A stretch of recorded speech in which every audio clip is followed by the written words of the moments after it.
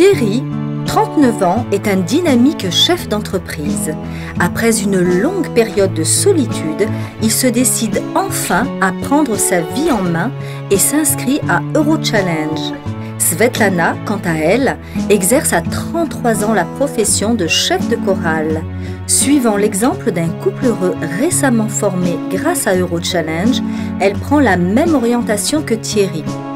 Tous deux, remplis de sentiments sincères, ils vont se rencontrer pour enfin vivre la vie dont ils rêvaient, faite de partage, tendresse et bonheur familial.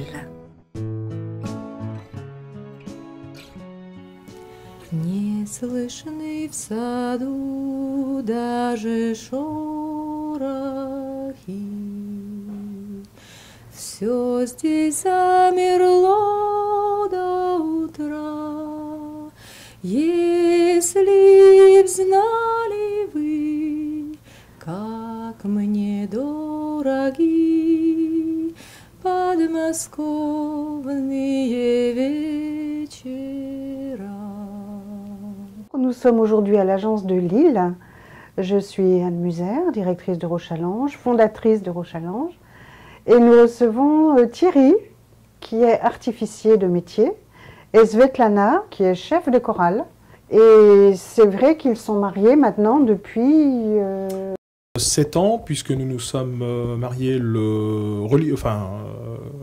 à Minsk le 9 janvier 2004 oui. pour le mariage civil, donc c'est celui qui est reconnu pour l'État français. Et nous sommes mariés religieusement en France le 9 octobre 2004. J'étais célibataire auparavant, oui, tout à fait. Célibataire, oui. Sans enfant. Et donc j'avais envie de fonder une famille. C'était pas du tout dans le but de s'amuser, quoi. C'était vraiment. Et vous rêviez d'une épouse comme Svetlana? Est-ce que vous en rêviez? Oui. Quelque part, j'en rêvais. Eurochallenge l'a fait. Vous n'osiez même pas, peut-être. Si, c'est vrai que quelque part, j'en rêvais, mais c'est vrai que c'était pas en France, c'était pas la possibilité de faire ça en France. Voilà. Et c'est vrai que le fait de s'ouvrir à l'Est, effectivement, m'a permis de pouvoir trouver le bonheur. Et vous, Svetlana, votre parcours affectif à l'époque, comment ça se passait? Moi, j'étais célibataire. J'ai fini mes études de musicien, des grandes études. Et les années 90 en Biélorussie, c'était bien rude. Tout ce que me fait pousser à cette époque, j'avais conduit une couple d'amis de ma maman à l'aéroport. C'était une Biélorusse et un Italien. Il était déjà marié depuis quelques jours et il est parti en Italie. Ah oui. Il était sur le siège derrière de ma voiture. Et il était complètement heureux. Et j'en ai pas dit même pas un mot pendant le voyage. Seulement, j'avais osé poser question après comment elles se sont rencontrées. Et la fille, elle a répondu qu'elle y allait à une agence pour rencontrer son mari. Il est très heureux. Ça s'est passé très formidable, très vite. Et dans la route de retour, j'ai passé tout de suite à cette agence. C'était spontanément. Est-ce que vous avez le sentiment aussi que l'ensemble de votre vie s'est amélioré, ou bien oui, c'est complètement changé. C'est changé très vite. Je n'ai pas eu le temps de réfléchir et je ne voulais pas réfléchir. De toute façon, c'est passé comme c'est passé. Je savais que je parte pour la route bien droite et que je veux. Donc, j'en ai pas trop réfléchi, parce que plus tu réfléchis, moins plus tu trouves, moins on fait de choses. Oui. Voilà, donc la vie m'a changé complètement, et c'était hasard qui donnait que j'avais très vite vendu mon business. J'étais tout de suite enceinte, je suis venue ici. Je connais pas la langue, mais c'était pas très gros problème, parce que déjà, la meilleure façon d'apprendre les langues, c'est dans les pays de l'origine de la langue. Donc, tout le monde parlait en famille, je regardais la télé. Ça s'était passé très vite, hein. 3 mois pour tout comprendre, 6 mois pour commencer à parler. Pour les gens qui seraient amenés à vouloir une épouse russe, biélorusse, enfin tout du moins slave, je pense qu'il faut quand même être à la recherche de la culture.